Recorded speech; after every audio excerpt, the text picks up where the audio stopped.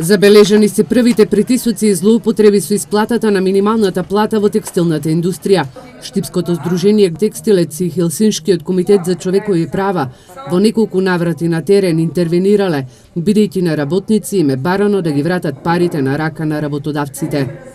Тоа посебно го констатиравме во Валандово, во Куманово и во Делчево, каде што во еден случај во Куманово моравме и лично да интервенираме преку инспекторатот за труд.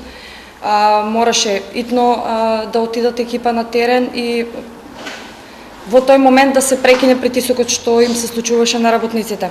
Оно што треба да се знае дека враќањето пари на рака представува кривично дело, односно тој што ќе побара од работник да му врати или ќе прими одреден износ од плата или други надоместоци од плата, ќе се казни со затвор од 3 месеци до 1 година.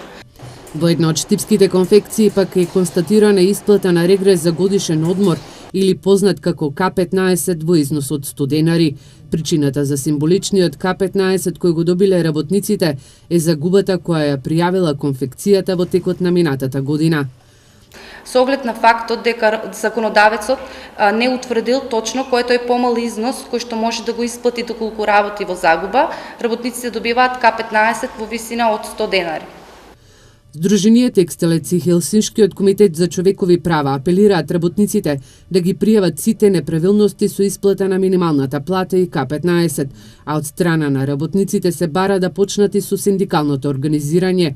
Тие се и против предлогот за замрзнување на придонесите на работниците за исплата на плата од 12.000 до 18.000 денари.